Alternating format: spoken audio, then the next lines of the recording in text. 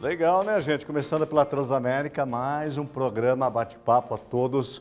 Obrigado pela companhia. No programa de hoje, daqui a pouquinho, nós vamos conhecer o trabalho de um cantor gospel, só que ele canta gospel forró. Ele já teve em diversos programas, teve até lá no programa do Ratinho e coisa e tal. Ele é daqui de Almirante Tamandaré e nós convidamos ele para estar aqui e contar um pouco do seu trabalho, ver se realmente ele é bom naquilo que faz. Tem também uma entrevista que nós fizemos semana passada com uma tricoteira e nós vamos mostrar essa entrevista hoje aqui no nosso programa.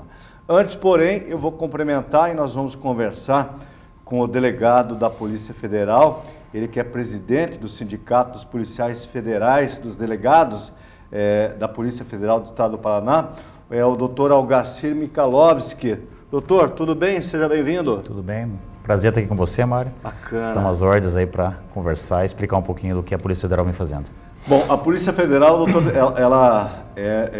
atualmente ela tem sido vista como uma das instituições mais sérias do país e a população tem um verdadeiro orgulho desta instituição, não é isso, doutor?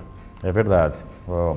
Resta dizer que a Polícia Federal também sempre trabalhando em conjunto também com as nossas instituições parceiras, sobretudo o Ministério Público Federal, Justiça Federal, as demais instituições, até fazendo um destaque especial, a Polícia Militar hoje nos ajudando na frente da superintendência para que o respeito à lei prevaleça, inclusive nesses momentos de dificuldade, mas necessários aí para que o Brasil tome o rumo que deva tomar e com o nível de corrupção aí chegando praticamente a zero que a gente espera.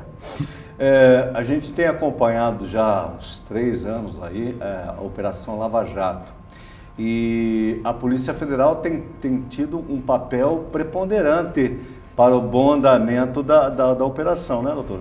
Exatamente. A Operação Lava Jato, assim como outras operações também de combate à corrupção, significam na história do Brasil um marco fundamental para que nós possamos ter esperança de dias melhores. Lembrando que a corrupção ela é um dos problemas matrizes que impede, inclusive, um país de se desenvolver. É um câncer na sociedade. Exatamente, é um câncer na sociedade. E é com muito orgulho que nós podemos dizer que a Polícia Federal, sim, é fundamental o trabalho que nós temos feito há vários anos.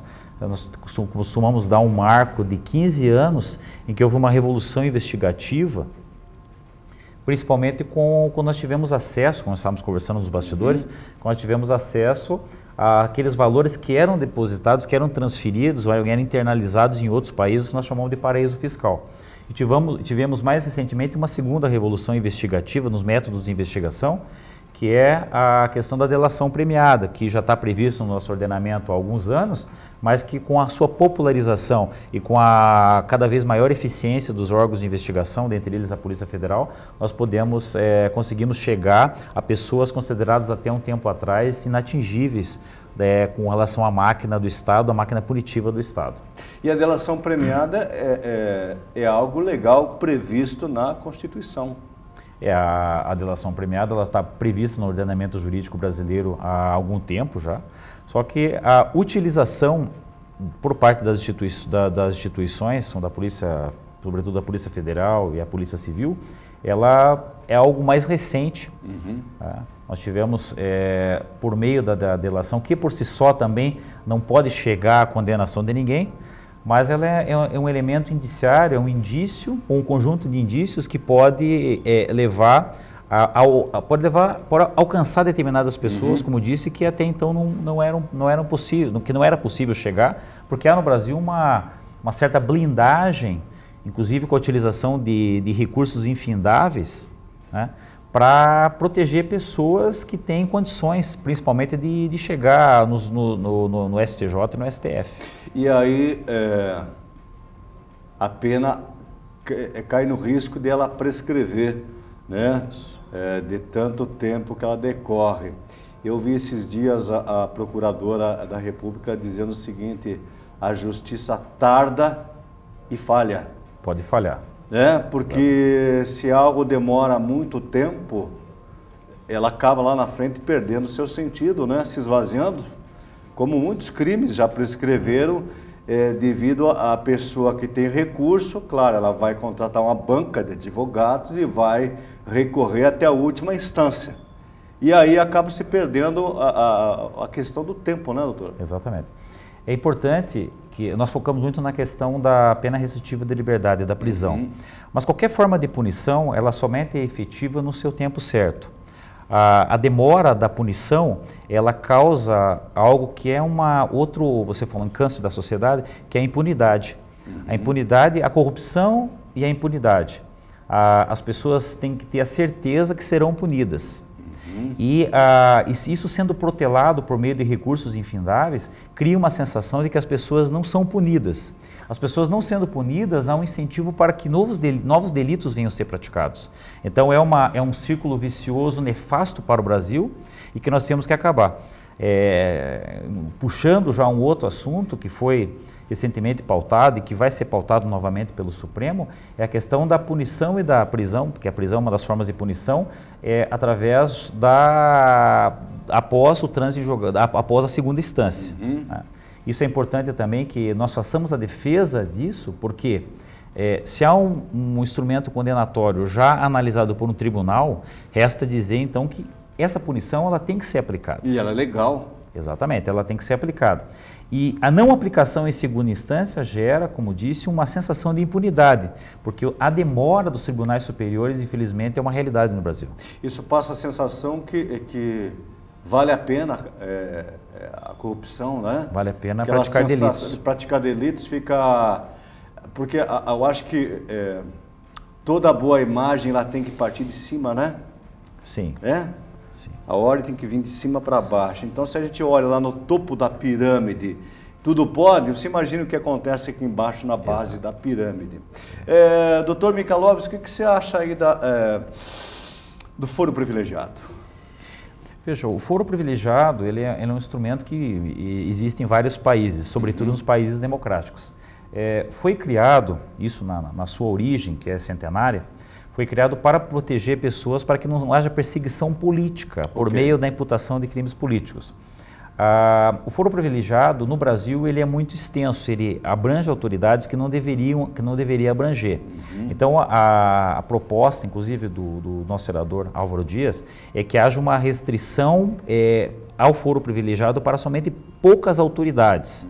Tá? Como eu falei, há necessidade de existir o foro privilegiado, mas para pouquíssimas autoridades, porque isso acaba gerando mais uma camada de proteção para determinadas pessoas e gerando também aquela imagem da impunidade. Porque o direito penal e o direito processual penal, ele trabalha muito com o aspecto simbólico. Você falou, determinadas pessoas conhecidas que até um tempo atrás eram consideradas inatingíveis pelo Estado, pelo instrumento punitivo do Estado, hoje, chegando a imagem para toda a população que essas pessoas estão sendo punidas, isso gera uma contenção da criminalidade, como efeito direto e indireto. Como exemplo. Como exemplo. O direito penal trabalha muito com a questão do exemplo. Através da Lava Jato, nós vimos aí muitas autoridades que se achavam acima da lei, hoje presas, né? Temos lá um exemplo clássico, que é o ex-governador do Rio de Janeiro.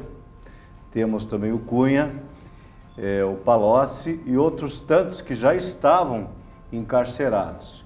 E culminando agora com a prisão do ex-presidente Luiz Inácio, que muitos dizem, nós queríamos ele como exemplo, como nosso troféu. Não é troféu, eu acho o seguinte, ele é um cidadão que não está acima da lei, né?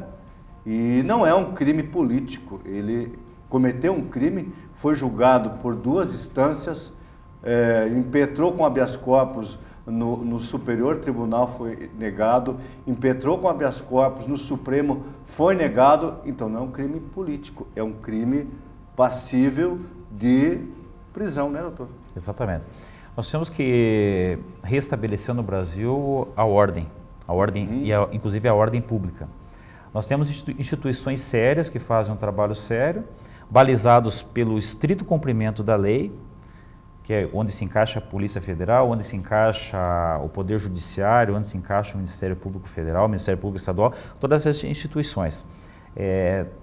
Todos nós, inclusive o presidente da República, que durante o seu mandato e após o seu mandato, tem que ser o exemplo para toda a sociedade.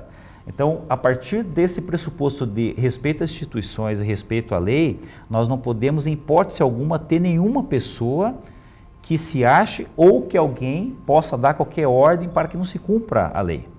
Entendeu? Então, alguns absurdos que estão sendo falados, isso nos gera uma reflexão de que o Brasil tem que passar por uma limpeza ética, está passando, e que nós, a partir disso, nós temos que ter um suporte. E qual que é o nosso pilar principal? São as instituições. Doutor, você como representante da autoridade, que tem nas mãos a inteligência que usa, né? A Polícia Federal usa muito o serviço de inteligência, né?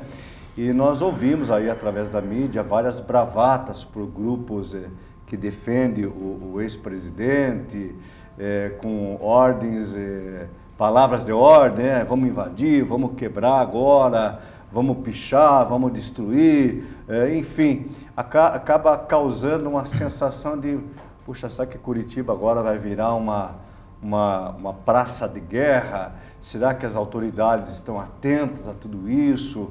O que você poderia falar para o público que está nos ouvindo, para não pensar, tá vendo o que o juiz Moro fez? Foi mexer com o vespeiro, agora Curitiba vai virar uma bagunça total. O que você, como representante da lei, poderia nos dizer a respeito? Primeiro eu quero dizer que as pessoas vivam suas vidas, trabalhem, usufruam do seu dia a dia, da sua família, dos seus amigos, de todo o seu cotidiano. Nós não podemos deixar que pessoas que pratiquem um crime de incitação ao crime, que também é um crime incitar a prática de crimes, é crime também. E essas pessoas não podem provocar um clima de desestabilização social. Nós temos que continuar vivendo, a Polícia Federal hoje continua atendendo, as pessoas continuam indo trabalhar, porque, inclusive, mais uma vez, lembrando que a Polícia Militar está nos apoiando, o trabalho da Polícia Federal sendo apoiado pela Polícia Militar, pelos órgãos de trânsito, pela Secretaria de Trânsito. Nós temos uma das melhores polícias militares do Brasil, que faz um trabalho sério em parceria também com a Polícia Federal. Perfeito. Então, as pessoas que vivam suas vidas, porque o povo brasileiro é um povo trabalhador, nós vivemos numa cidade que é exemplo para o Brasil e até para o mundo, e nós não podemos deixar que haja uma desestabilização frente à declaração de pessoas que praticam crimes, inclusive. Então é a vida que segue, né, doutor? Vida que segue. Estamos entrando num novo capítulo. Claro que isso aí, mas vai resolver o problema de corrupção no Brasil? Não. Eu costumo dizer isso há muitos anos, nós fazemos parte de uma geração que está fazendo um trabalho e que quer entregar para a futura geração um país melhor do que nós recebemos. Essa é a obrigação de todos nós. E dentro desse entregar um país melhor estão essas operações que a Polícia faz, que a Polícia Federal faz, com os nossos órgãos parceiros trabalhando lado a lado. Nos últimos anos, a Polícia Federal ela melhorou a qualidade do seu efetivo e também de equipamentos, não, doutor? Como presidente e representante do nosso sindicato dos delegados aqui no Pará da Polícia Federal, eu tenho a dizer o seguinte: os meios que a Polícia Federal tem nunca são suficientes. O efetivo nunca é suficiente. Nós precisamos cada vez mais oferecer melhores condições, eu sou o defensor que todo ano haja concurso para a Polícia Federal, para todos os cargos da Polícia Federal. Nós temos pessoas se aposentando, nós precisamos das melhores pessoas aí que tenham vocação para que façam parte dos quadros da Polícia Federal, assim como o Ministério Público, assim como o Judiciário. Os meios nunca são suficientes, Mário, mas dentro de um cenário do que é possível, nós eu costumo dizer também, estamos tirando água de pedra, mas o grande ponto, a grande sacada, o grande know-how é sempre trabalhar em conjunto. Como é que a Polícia Federal faz, somente os dirigentes da Polícia Federal, fazem para se manter livres da politização que muitas vezes tenta se colocar e colocar homens dirigindo cargos que vão muitas vezes tentar macumunar a favor ou contra os interesses? Como é que a polícia faz para se manter íntegra e cumprir o seu papel? Bom, primeiro, a Polícia Federal ela tem um estatuto ético e moral muito rígido. E quando nós entramos na Polícia Federal, nós fazemos o juramento de respeitar esse estatuto. E dentro desse estatuto está a imparcialidade absoluta do nosso trabalho. Okay. O trabalho da Polícia Judiciária é, da sua essência, o mais imparcial de todos. O Ministério Público ele tem um lado, que é o lado da condenação.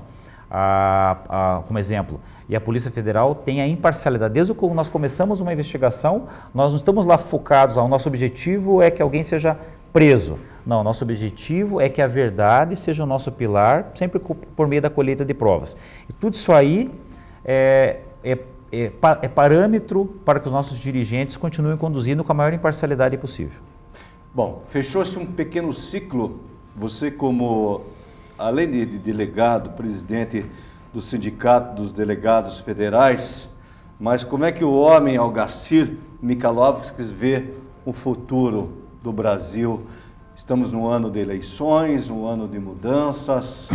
Como é que você vê tudo isso? Eu vejo, Mário, com muito otimismo.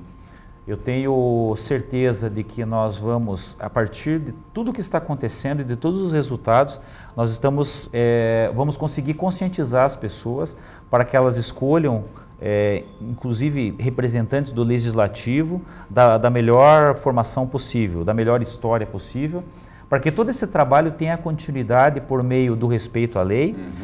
Costumam dizer, mas temos que mudar as leis no Brasil. As leis brasileiras são as melhores do mundo, dentro de um contexto geral. Nós temos leis excelentes, desde Rui Barbosa, e passando por várias pessoas, vários estudiosos, vários juristas, nós temos leis excelentes. O que falta é cumprir a lei.